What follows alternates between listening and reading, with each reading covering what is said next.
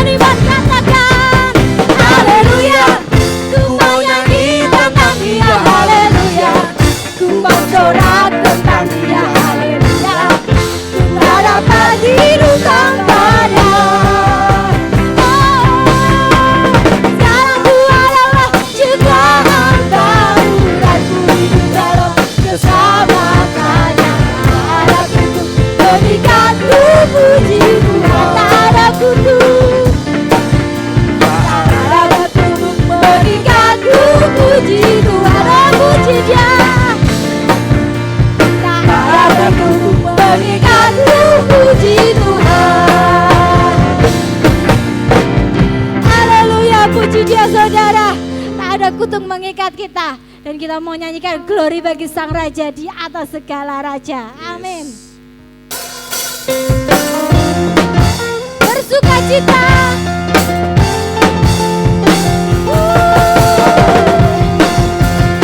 Kita mau nyanyi glory.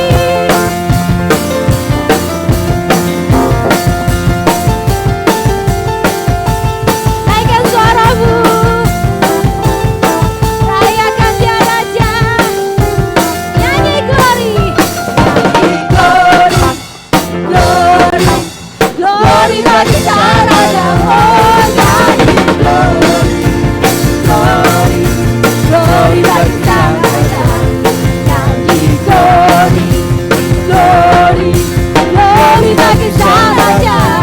Mari layakan. Dan sekali lagi nyanyi glory. Glory bagi Sang Raja. Oh nyanyi glory. Glory bagi Sang Raja. Nyanyi glory bagi Sang Raja. Mari rayakan dan nyanyi.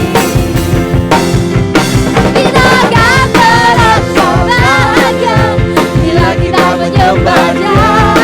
Kita akan merasa sukacita bila kita semua nyanyi glory bagi Sang Raja. Oh nyanyi glory bagi Sang Raja. Nyanyi glory bagi Sang Raja. Mari rayakan dan nyanyi. Kita akan merasa bahagia bila kita menyembah-Nya. Kita akan merasa sukacita bila kita serukan glory. Serukan, hey, bagi Sang Raja. Oh, mari serukan, hey, serukan, bawa Yesus Sang Raja. Mari serukan, hey, serukan, bawa Yesus Sang Raja. Mari rayakan dan nyanyi. Mari rayakan, mari rayakan, mari rayakan dan nyanyi. Oh haleluya. Kita merayakan Tuhan yang besar. Kita bernyanyi bagi Dia, sebab Dia gunung batu kita, kota benteng kita. Dia Allah yang maha kuat. Tepuk tangan buat Dia saudara, beri kemuliaan bagi namanya. Katakan Kau gunung batuku. Kau gunung batuku dan Kau kota bentengku, tak akan ku ragu. Kau menjalin hidupku. Kau keselamatanku dan Kau yang membelaku, tak akan ku takut. Kuasa-Mu di dalamku, walau badai menerpa di dalam hidupku ini. Namun padamu Tuhan, mengangkatku tinggi. Kau Tuhan yang maha, tak pernah tinggalkan. Dahulu sekarang selamanya, janji-Mu tak berubah. Kau Alfa dan Omega, awal dan akhir. Semesta alam memuja Engkau Tuhan yang besar. Haleluya. Ya Allah yang setia.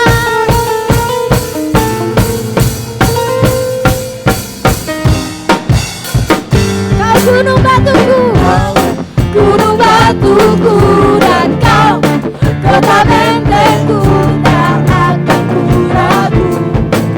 Kau menjalin hidupku. Kau keselamatanku dan Kau yang membela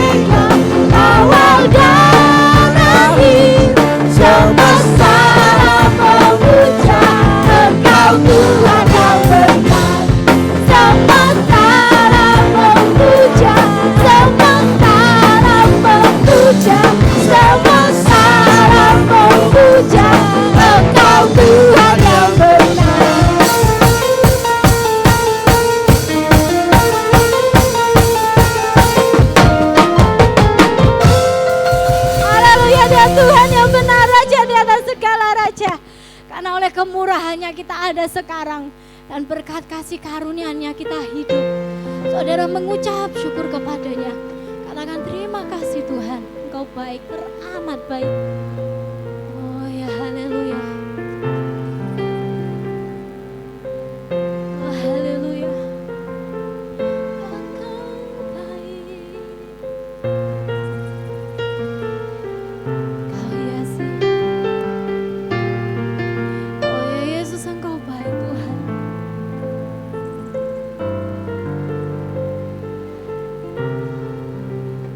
Oh haleluya. Kau hiasi kehidupanku Tuhan. Kau hiasi kehidupanku dengan kemurahan-Mu. Kau rancangkan masa depanku penuh dengan harapan. Aku ada saat ini, semuanya karena kasih-Mu. Aku hidup hari ini, semua berkat kemurahan-Mu. Terima kasih Yesus, Engkau sangat baik, teramat baik bagiku. Oh haleluya, Engkau baik Tuhan. Kau hiasi kehidupanku dengan kemurahan-Mu. Kau rancangkan masa depanku penuh dengan harapan. Aku ada saat ini, semuanya karena kasih-Mu. Aku hidup hari ini, semua berkat kemurahan-Mu. Terima kasih Yesus, Engkau sangat baik, teramat baik. Aku ada saat ini, semuanya karena kasih-Mu. Aku hidup hari ini, semua berkat kemurahan-Mu. Terima kasih Yesus, Engkau sangat baik, teramat baik. Aku ada saat ini, semuanya karena kasih-Mu. Aku hidup hari ini, semua berkat kemurahan-Mu. Terima kasih Yesus, Engkau sangat baik, teramat baik. Aku ada saat ini, semuanya karena kasih-Mu. Aku hidup hari ini, semua berkat kemurahan-Mu. Terima kasih Yesus, Engkau sangat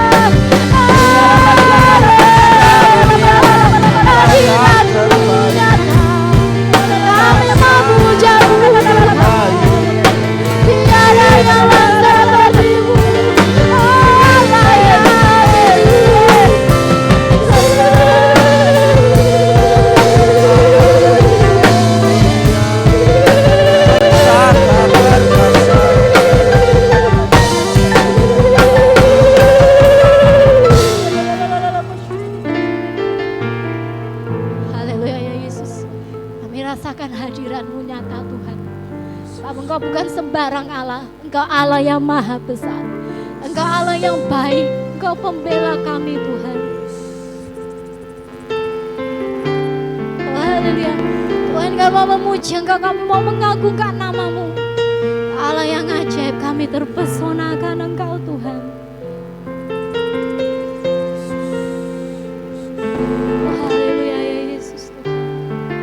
Bagimu segala pujian, hormat dan kemuliaan. Katakan Kaulah yang besar. Kau Allah yang besar, ajaib dan mulia. Kau Yesus yang selalu membuatku terpesona. Segala pujian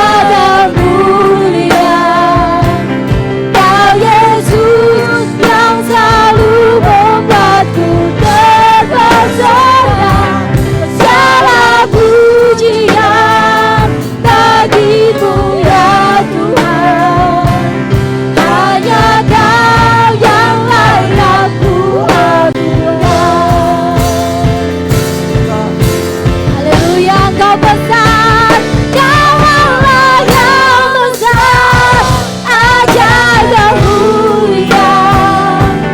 Kau Yesus yang selalu membantu dan pesona.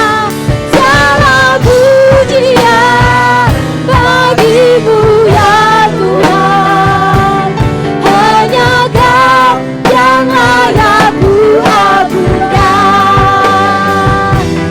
Hanya Kau yang layak, hanya Kau yang layak, hanya Kau yang layak ku agungkan.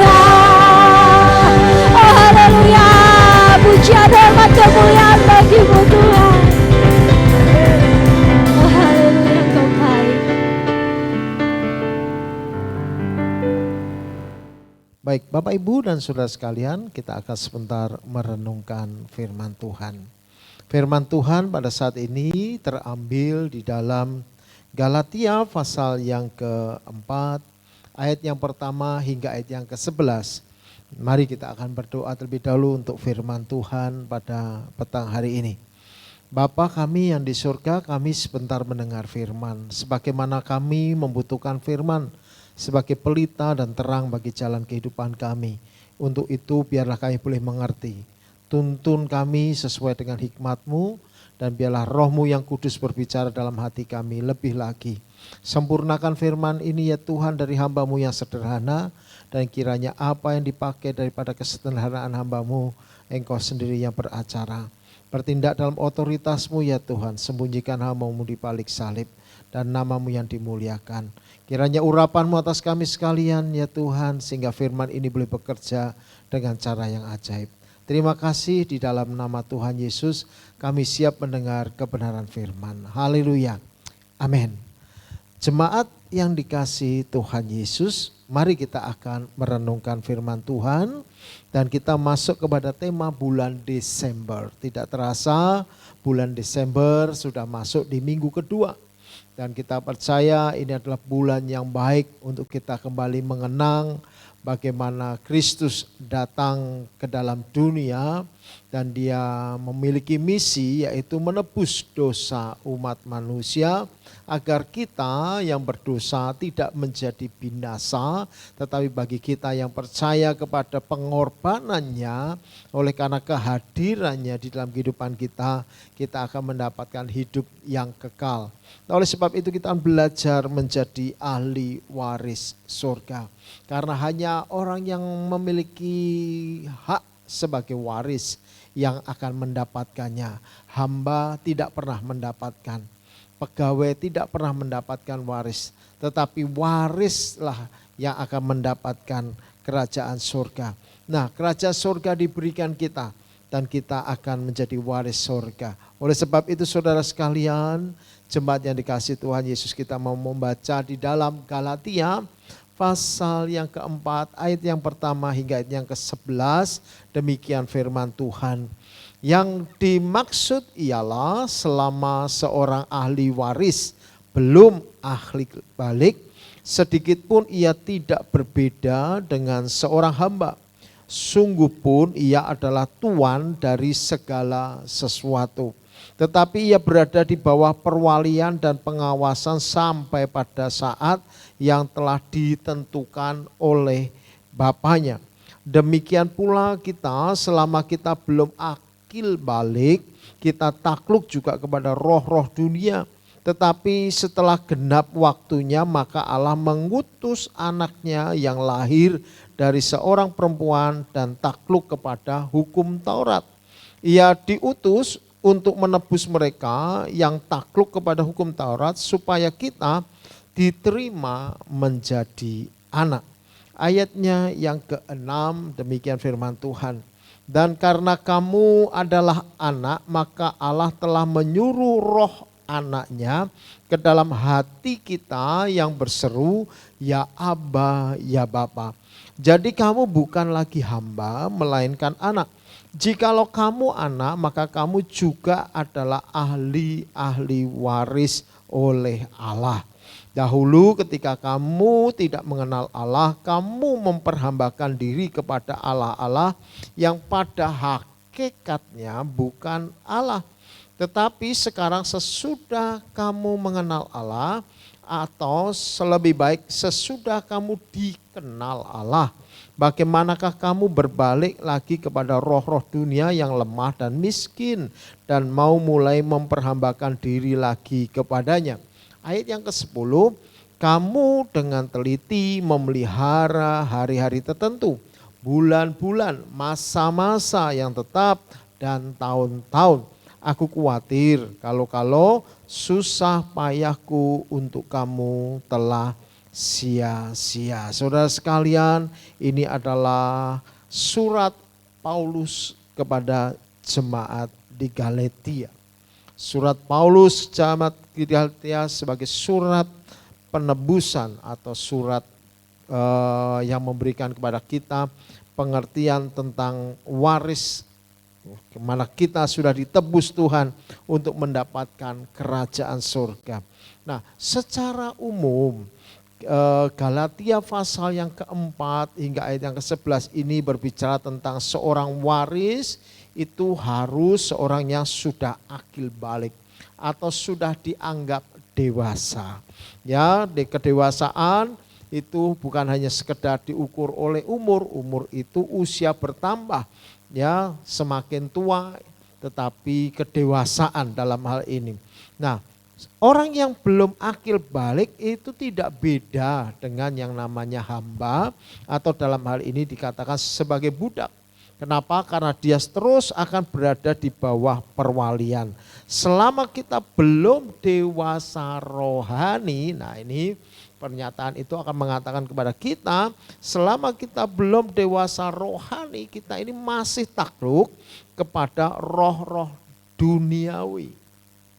Ya, pernyataan selanjutnya tentang Galatia pasal yang keempat ayat 1 hingga 11 ini juga mengatakan tentang penggenapan waktunya orang menjadi dewasa.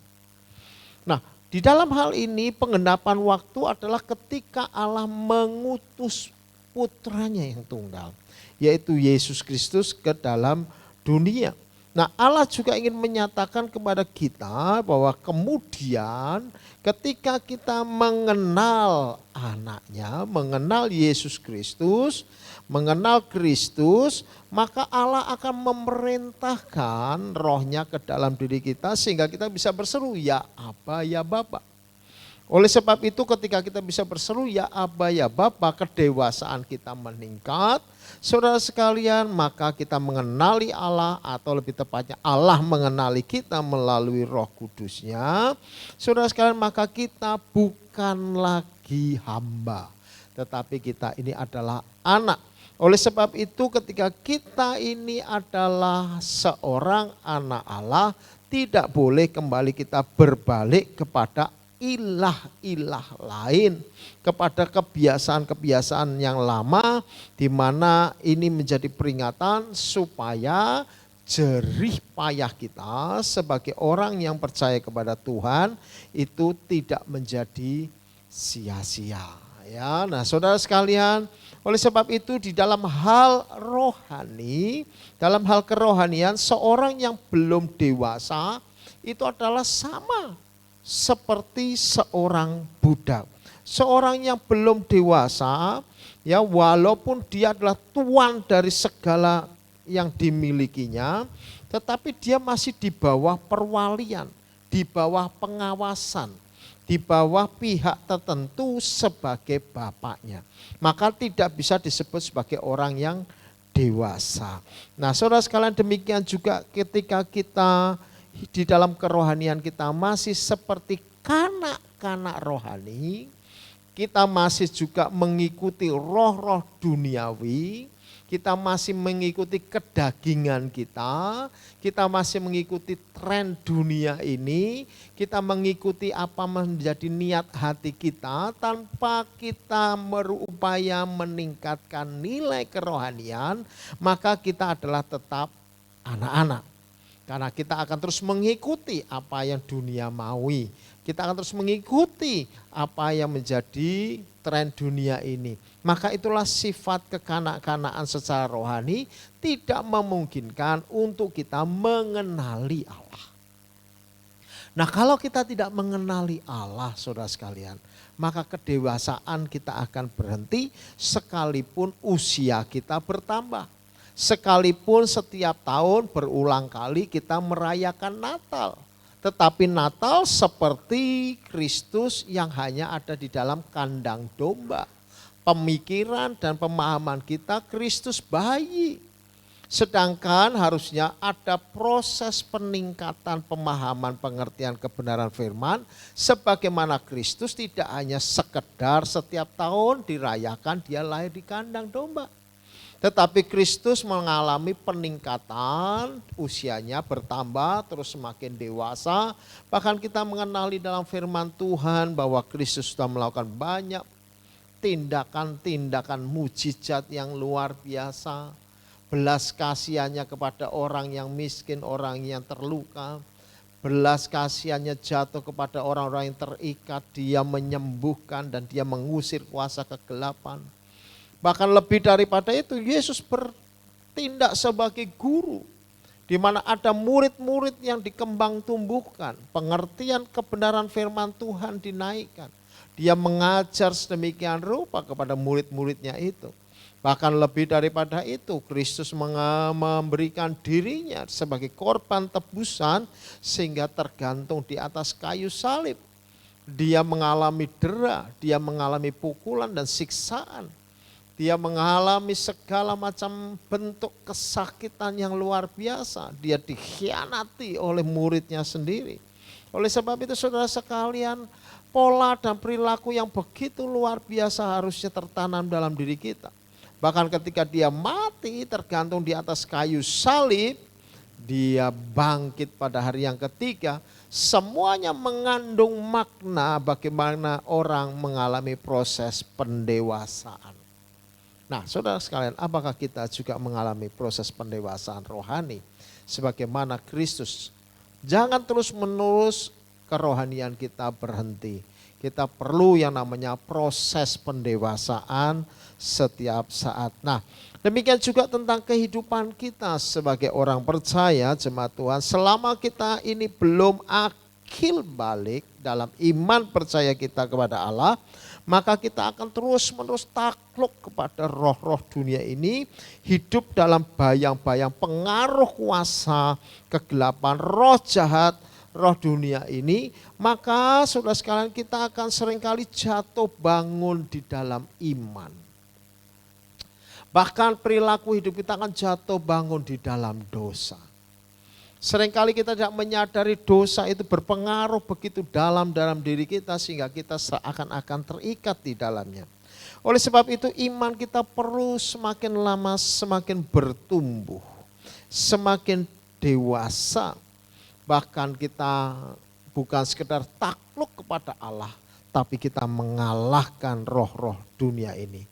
Mengalahkan kedagingan kita, mengalahkan kehidupan kita yang lama untuk kita masuk di dalam kehidupan yang baru. Oleh sebab itu saudara sekalian, mari tingkatkan kedewasaan rohani kita.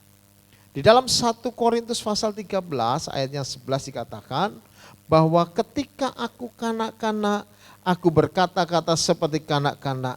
Aku merasa seperti kanak-kanak, aku berpikir seperti kanak-kanak. Sekarang sesudah aku menjadi dewasa, aku meninggalkan sifat kanak-kanak itu. Nah, ini adalah satu hal, apa yang kita katakan, ya, apa yang kita rasa, apa yang kita pikirkan, itu akan menunjukkan apakah kita ini kanak-kanak atau kita sudah meningkat menjadi orang dewasa. Nah, kalau perkataan kita seperti kanak-kanak, pikiran kita seperti kanak-kanak, saudara sekalian, perilaku kita seperti kanak-kanak secara rohani, maka itu menunjukkan kurangnya didikan, kurangnya ajaran, kurangnya nasihat di dalam kehidupan kita. Perlu diingat, anak-anak itu perlu dididik, perlu diajar, perlu dinasehati supaya dia bertambah pengertian, bertambah hikmat, ditambah pengetahuan sehingga perkataannya itu mengandung arti dan makna yang lebih dalam, bukan sekedar celotehan. Perilakunya bisa terjaga secara moralitas karena diajar etika, diajar perilaku yang baik. Orang yang dewasa tahu sopan santun. Orang yang dewasa akan mengerti bagaimana bersikap terhadap orang-orang tertentu.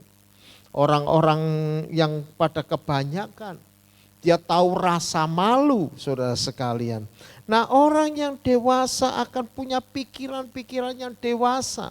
Dia tidak hanya sekedar memiliki pikiran-pikiran yang bersifat imajinatif, keinginan yang di luar nalar. Dia punya pikiran yang konstruktif, pikiran-pikiran yang bisa memberikan dampak dalam dirinya, dan dia bisa mewujudkan hasil buah pikiran itu. Kalau anak-anak hanya sekedar angan-angan, kepengenan, tetapi tidak ada kemampuan untuk mewujudkan apa yang diinginkan. Maka kalau dengar anak-anak ditanya apa cita-citanya, jadi astronot. Wah, luar biasa. Jadi astronot itu 1 banding berapa? 1 negara aja belum tentu ada 1 atau 2 loh saudara. Ya.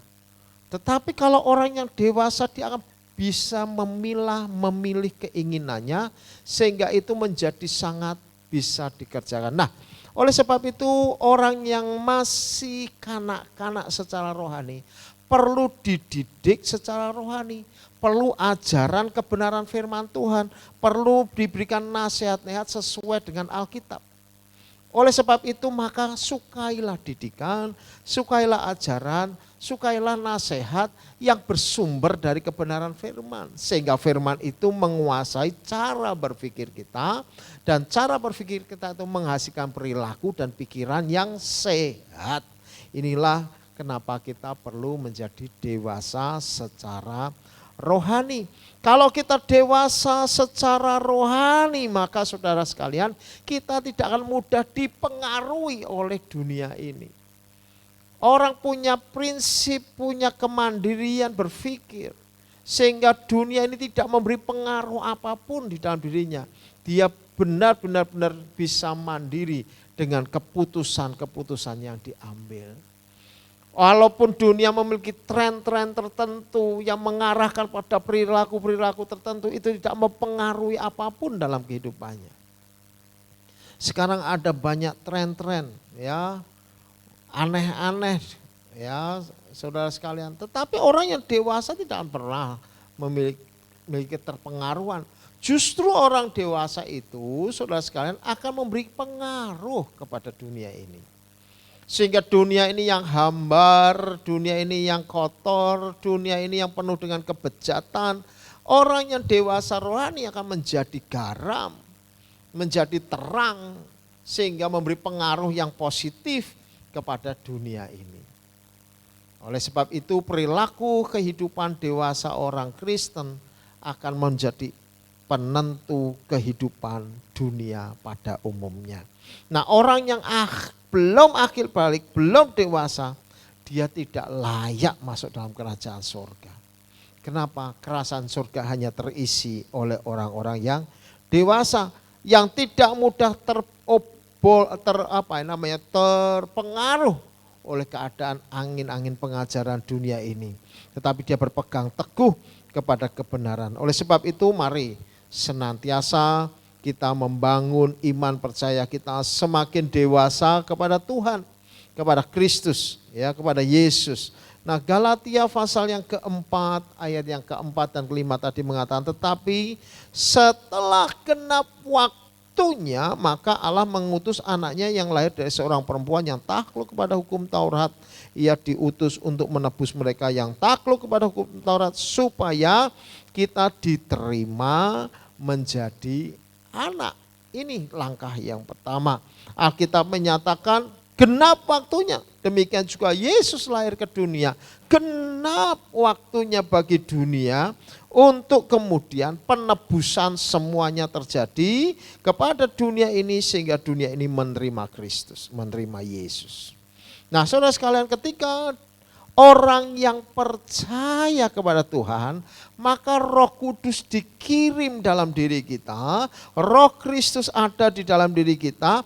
Nah, Roh itulah yang akan berseru kepada Bapa, ya Aba, ya Bapa. Allah adalah Roh. Oleh sebab itu Roh Kuduslah yang berseru ya Aba, ya Bapa dalam diri kita. Maka ketika seruan ya Aba, ya Bapa dari Roh Kudus yang ada dalam diri kita, maka kita bukan lagi hamba. Kita bukan lagi budak. Kita menyebutnya hamba Allah, hamba Allah, hamba Allah. Selama kita menjadi hamba, tidak pernah menjadi ahli waris kerajaan surga. Harus ada proses peningkatan. Awal kita hamba dunia ini menjadi hamba Allah. Tetapi Tuhan mengatakan ada rahasia yang kuberitahukan. Kita menjadi sahabat karena di dalam persahabatan tidak ada satupun rahasia.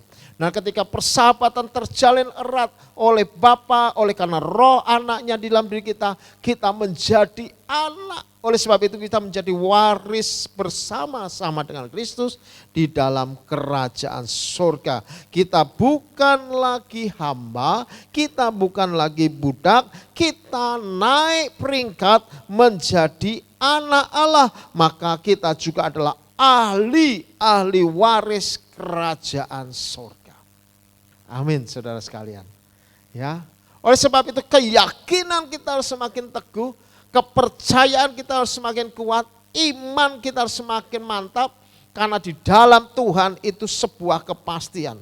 Tuhan tidak pernah salah, Tuhan tidak pernah keliru memanggil saudara, Tuhan tidak pernah salah memilih saudara untuk menjadi anaknya. Dan oleh karena itu dia berkorban mati bagi kita, supaya kita oleh karena pengorbanannya menjadi anak-anak Allah. Maka kita bisa berseru ya Aba, ya Bapa, inilah aku anakmu. Nah, saudara sekalian, oleh sebab itu ketika dulu bangsa Israel tidak mengenal Allah, mereka memperhamba diri dengan ilah-ilah dunia yang fana. Demikian juga kita dulu kalau kita belum mengenal Yesus Kristus, maka kita memperhamba diri kepada ilah-ilah buatan manusia. Kalau dulu kita mengikuti apa menjadi keinginan kedagingan kita, keinginan dunia, pemahaman dunia, perlu kita kembali memahami kita sudah dipanggil, dipilih Tuhan menjadi anaknya. Oleh sebab itu sebagai peringatan kepada kita adalah ketika kita sudah mengenal Allah, atau lebih baik kita dikatakan sebagai kalau Allah sudah mengenal kita, kalau Allah sudah mengenal kita atau kita dikenal oleh Allah, maka saudara sekalian jangan sekali-kali berbalik kepada roh-roh dunia ini. Jangan berbalik lagi kepada kebiasaan-kebiasaan dunia ini yang miskin, yang sia-sia. Jangan sampai kita menjadi pengkhianat Tuhan. Pengkhianatan kepada Tuhan itu bisa terjadi ketika kita tanpa menyadari masuk kepada kebiasaan-kebiasaan nenek moyang. Nah, apa yang bisa kita kerjakan, apa yang kita bisa lakukan saudara sekalian harus diingat dalam hal ini. Yang pertama, hendaklah jangan kita memelihara kebiasaan dan tradisi nenek moyang yang membinasakan kehidupan kita. Bagaimana itu bisa katakan? Firman Tuhan mengatakan bagaimana engkau memelihara dengan teliti hari-hari tertentu, bulan-bulan tertentu, masa-masa tertentu, tahun-tahun tertentu sebagai warisan kebiasaan nenek moyang. Nah, hati-hati saudara. Sebagai contoh, ada orang yang begitu tekun meneliti, melihat, menghitung horoskop, perbintangan. Nah, ini membinasakan saudara. Kembali kepada pola ilah duniawi. ya, sio, saudara sekalian, kita akan terjebak di dalam penurunan kualitas iman kalau kita kembali ke pola itu. Mempercayai sesuatu hal-hal yang semacam ini adalah kesia-siaan belaka. Lihat bagaimana keagamaan-keagamaan yang sangat teliti tentang hal-hal semacam ini. Kita diminta maju ke depan. Sebagai orang Kristen, sebagai hamba Tuhan, saya mendorong, jangan gantungkan hidupmu dengan sesuatu yang tidak pasti, yang kelihatannya pasti tetapi sangat tidak pasti. Dengan perbintangan, dengan primbon, dengan perhitungan hari tanggal lahir, rajah tangan, apalagi melalui perdukunan, menggunakan jimat dan lain sebagainya, harus memelihara hari tertentu menggunakan sesajen. Saudara, jangan kerjakan itu karena itu akan membinasakanmu. Dan itu adalah sebuah pengkhianatan kepada kepercayaan di dalam Yesus Kristus Tuhan. Oleh sebab itu saudara sekalian, hendaklah kita memahami tentang hal ini sebagai orang Kristen. Karena itu menjadi kekejian bagi Allah. Itu pengkhianatan kepada Tuhan. Ketika kita sudah dibebaskan dari semua itu melalui pengorbanan di atas kayu salib, kita kembali ke pola yang lama. Amin saudara sekalian. Ya, yang kedua, bagaimana kita bisa sampai dengan hal yang demikian? Ya saudara sekalian, dikatakan kalau semuanya itu saudara yang genap, maka kita menjadi anak Allah. Oleh sebab itu apa yang kita bisa lakukan? Percayalah, imanilah dengan sungguh-sungguh bahwa Allah telah menyuluh roh anaknya, Roh Kudus di dalam diri kita, di dalam hati kita. Oleh sebab itu biarlah ketika roh itu dalam diri kita, kita pelihara baik. Kita itu adalah pribadi. Mari kita tahu di dalam diri kita ada roh Allah yang berbicara ya Aba, ya Bapa. Sehingga kita berdoa, kita memohon kepada Tuhan, kita menaikkan kerinduan kita kepada Allah. Itu tidak menjadi sia-sia. Karena apa? Karena Allah ada di dalam kehidupan kita.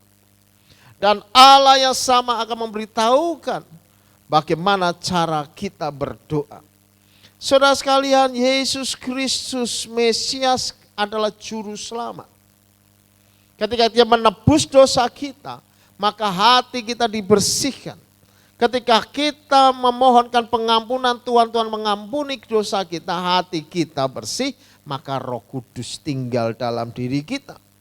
Maka saudara sekalian, hal ini akan memungkinkan untuk kita berhubungan langsung kepada Bapa yang di surga. Maka imanilah, percayailah itu saudara sekalian. Jangan ragu lagi. Oleh sebab itu dengan kita mempercayai, dengan meyakini, maka kita bisa berjumpa dengan Bapa yang di surga. Bukankah kita ahli waris kerajaan surga? Kita bisa meminta kepada Tuhan apa yang terdapat dalam surga terjadi di dalam kehidupan kita. Seperti halnya doa yang Tuhan ajarkan kepada kita. Bapa kami yang di surga, dikuduskanlah kiranya namamu. Datanglah kerajaanmu, jadilah kehendakmu di bumi ini seperti di surga. Kenapa? Karena Bapa yang bertahta dalam kerajaan surga, Bapa yang sama adalah Bapa yang baik yang memberikan kepada setiap anak-anaknya. Maka kehidupan kita sekalipun masih dalam dunia ini, Dia sanggup mencukupi apa yang kita perlukan. Hidup kita adalah hidup sebagai ahli waris surga. Maka kita tinggal meminta kepada Bapa dengan iman. Maka percayailah itu. Yang ketiga saudara sekalian, kita adalah ahli waris kerajaan surga. Maka mari setelah memahami hal itu, bersukacitalah, berbahagialah. Orang yang menjadi hamba tidak akan pernah berbahagia. Kenapa? Dia terus bekerja. Tetapi seorang anak itu bisa berbahagia. Kenapa? Karena dia menikmati apa yang menjadi milik Bapa. Demikian juga hidup kita. Berbahagialah senantiasa. Mari terus membangun iman dan semakin dewasa secara rohani. Sehingga semakin kedewasaan kita meningkat, Allah akan memberikan apa yang bisa dipercayakan. Semakin besar, semakin berkualitas. Ya, kalau kita dipercaya dengan perkara yang sederhana, percaya yang kecil, percaya yang prinsip, dipercayakan dan kita bisa dipercayakan tentang hal itu, maka Allah akan mempercayakan kepada kita perkara-perkara yang sejati, perkara-perkara yang dahsyat, yang luar biasa. Tetapi kita perlu dilihat kerohanian kita, apakah kita dewasa. Anak-anak hanya akan diberikan mobil-mobilan. Tetapi orang yang dewasa akan diberikan mobil yang memang sungguh mobil. Kenapa? Bisa mempertanggungjawabkan apa yang diberikan Bapa. Demikian juga kehidupan kita. Kalau kita mau diberikan talenta yang baik, talenta yang luar biasa, kita diberikan karunia yang lebih besar, mari pastikan kita semakin dewasa di dalam Tuhan. Dewasa rohani kita. Dan kita teguh beriman dengan meminta tidak goyah, maka apapun yang kita minta dalam nama Yesus Tuhan berikan. Dan itulah makna dan arti ahli waris surga. Oleh sebab itu saudara sekalian, kalau kita sampai di sana, kita sebenarnya sudah sampai pada tujuan daripada Allah datang ke dunia. Tujuan Kristus datang ke dunia, supaya kita semua jadi ahli waris kerajaan surga. Hingga pada akhirnya nanti di ujung segala sesuatu, di ujung segala masa, kita akan berjumpa dengan Bapa sejati di dalam kerajaannya di surga yang mulia. Tuhan Yesus memberkati jemaat Tuhan.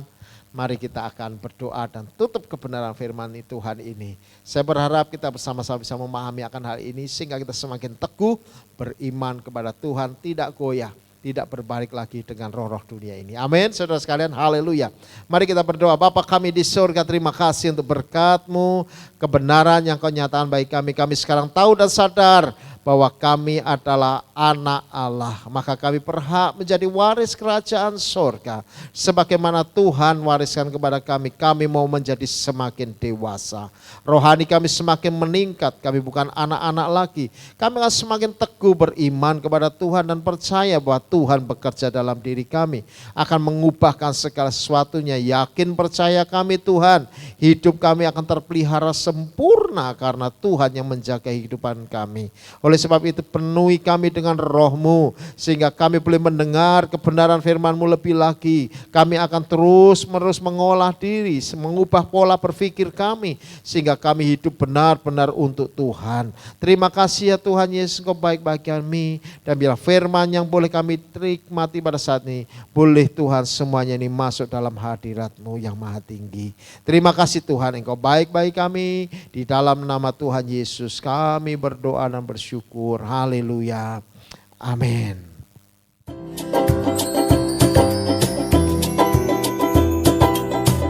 Shalom semuanya, gimana kabar kalian? Masih luar biasa kan? Nah, pada minggu depan, tanggal 19 Desember, ibadah raya pertama dan kedua, firman Tuhan akan dilayani oleh Dr. Febri Nugroho dari STT Sangkakala dengan tema Ahli Waris Surga dalam Galatia 4 ayat 1-11. Nah, ibadah Natal pada tanggal 25 Desember dan ibadah akhir tahun tanggal 31 Desember akan dilakukan pada jam 6 sore dengan tetap mengindahkan protokol kesehatan.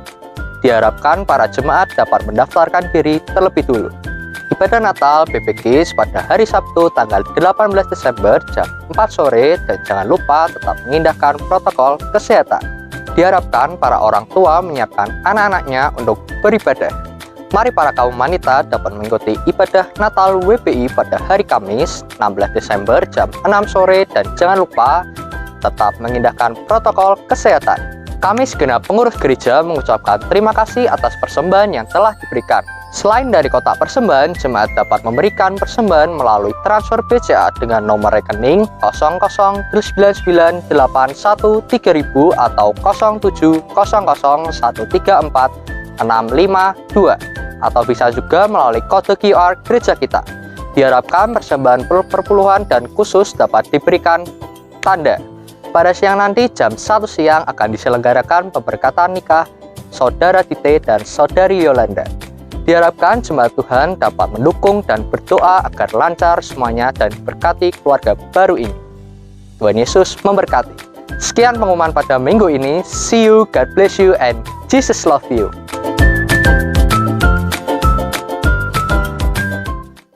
Jemaat yang dikasihi Tuhan, mari kita akan segera akhiri ibadah kita pada malam hari ini. Maka mari kita bersama-sama berdoa syafaat terlebih dahulu, terus dukung di dalam doa untuk ibadah Natal kita supaya semuanya berjalan dengan lancar. Ya, semua berjalan dengan baik. Puji syukur bahwa PPKM level 3 nasional tidak jadi diberlakukan, saudara sekalian, tetapi tetap bila mana saudara ingin mengikuti Natal kita, mari mendaftar terlebih dahulu. Ya, supaya ada ketersediaan tempat dan tidak menjadi terlalu penuh ya saudara sekalian, mari. Oleh sebab itu mari datang kepada Tuhan kembali, kita akan berdoa sebelum kita mengakhiri ibadah kita pada malam hari ini, mengingatkan untuk minggu depan Bapak Febri akan mengisi firman Tuhan di ibadah 1 dan 2. Bila terpaksa Bapak Ibu Saudara sekalian tidak bisa hadir, maka bisa melalui streaming di ibadah pertama jam 7 dan ibadah yang kedua akan dilayani oleh Bapak Febri jam setengah 9 pagi. Baik, mari kita berdoa. Bapa kami yang di surga, kami bersyukur di hadapan-Mu Engkau baik, bahwasanya untuk selama-lamanya kasih setia Tuhan atas kami. Kami bersyukur Tuhan untuk Indonesia dan kami berdoa untuk Indonesia. Kiranya Tuhan Indonesia mengalami lawatan-Mu. Kami akan serukan bersama-sama Shalom Indonesia. Yang dikiranya Indonesia merasakan aman, damai dan sejahtera. Kami mohonkan Tuhan beracara atas Indonesia untuk bencana di Gunung Semeru. Tuhan Yesus menolong penduduk masyarakat di tempat itu supaya segera pulih ya Tuhan dan kembali tenang. Demikian juga Tuhan untuk wilayah-wilayah Sintang yang sedang banjir. Tuhan Yesus menolong daerah-daerah bencana ini. Tuhan beracara dan biarlah pemerintahan mendapatkan kekuatan yang baru ya Allah. Ditolong Tuhan pemimpin kami dari pusat hingga ke daerah. Bapak Joko Widodo, Tuhan Yesus menolong presiden kami. Pewahyuan-Mu atas hamba-Mu ya Tuhan. Sehingga keputusan-keputusan nasional boleh diambil. Dan itu untuk kepentingan, kesejahteraan dan keadilan seluruh rakyat Indonesia. Demikian juga kami berdoa untuk Bapak Ganjar Pranowo, Gubernur Jawa Tengah. Kami berdoa untuk Bapak Hendar Prihadi, Wali Kota Semarang. Bapak di surga Engkau memberkati. Biarlah Tuhan diberi kekuatan dan kesehatan dan kesejahteraan bagi wilayah kami. Engkau memberkati Gayam Sari, Ibu Niken Lurah kami, di Lurah Siwalan. Tuhan memberkati gereja-Mu di tempat ini. Diberkati lingkungan di sekitar tempat ini ya Tuhan. Engkau nyatakan kuasa-Mu untuk Bawangan dan sekitar. Diberkati Bawangan ya Tuhan. Biarlah diberkati tetangga kami kiri kanan dan muka belakang. Nyatakan kuasa-Mu. Kerinduan kami Tuhan, biarlah gereja-Mu di tempat ini boleh menjadi berkat bagi masyarakat sekitar. Maka pakailah gereja-Mu ya di tempat ini menjadi tempat di mana masyarakat boleh mendapatkan bantuan dan pertolongan bahkan keselamatan yang sejati. Terima kasih ya Tuhan, Engkau baik. Mari jemaat Tuhan kita akan bangkit berdiri bersama-sama dan kita mengangkat tangan. Bapa yang di surga, Engkau melihat setiap tangan yang terangkat di hadapan-Mu. Ketika mereka berdoa dan memohon kepada Tuhan, Engkau melihat dan setiap seruan doa kiranya Engkau jawab ya Tuhan. Demikian juga ketika kami boleh memuji menyembah Tuhan dalam ibadah petang hari ini. Kiranya Engkau bertata atas pujian umat-Mu dan firman-Mu lebih lagi berbicara kepada kami. Terima kasih ya Tuhan untuk kami boleh menikmati bait-Mu. Maka biarlah hamba berdoa untuk jemaah-Mu. Engkau memberkati berlimpah-limpah. Engkau memberkati berlipat kali ganda dari segala upaya dan usaha yang mereka lakukan. Engkau teguhkan buat tangan anak-anak-Mu. Jadikan hidup mereka berhasil. Dan mereka boleh mengalami keberuntungan. Bahkan Tuhan Engkau berikan kesejahteraan dalam hidup mereka. Diberkati keluarga-keluarga yang di tempat ini. Biarlah mereka menjadi keluarga yang sehat. keluarga yang sukses, keluarga yang berbahagia. Diberkati dengan keturunan yang cerdas dan pandai, serta berprestasi. Diberkati keluarga harmonis dengan berkat-berkat yang mengalir setiap saat. Nyata kuasa-Mu ya Tuhan dengan berkat yang tidak pernah mereka duga. Kiranya langkah hidup mereka dijaga Tuhan sehingga mereka terus naik, tidak pernah turun. Dan mereka menjadi kepala bukan menjadi ekor. Biarlah Tuhan berkati. Dan Tuhan nyatakan kasih setia dalam perlindungan Tuhan yang ajaib. Terima kasih ya Tuhan Yesus untuk jemaat-Mu. Sekarang jemaat Tuhan kekasih Kristus, bila mana Engkau kembali pada aktivitas hidup-Mu, kepada usaha dan dagang yang Kau tekuni dan pendidikan yang Kau tekuni, maka Engkau boleh kembali dengan mengingat hari Sabat Tuhan. Bawalah berkat damai sejahtera daripada Allah Bapa, berkat kasih karunia Tuhan Yesus Kristus, serta di dalam persekutuan kuat kuasa Roh Kudus yang menyertai-Mu sekarang sampai selama-lamanya. Haleluya. Mari jemaat Tuhan kita katakan bersama-sama, amin.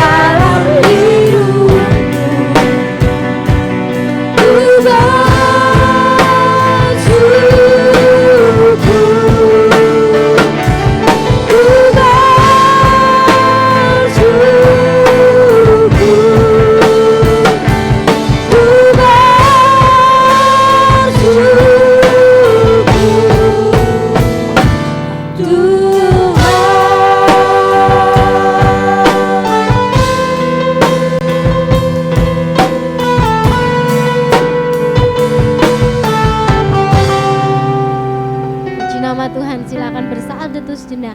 Tuhan Yesus memberkati. See you, God bless you, and Jesus love you.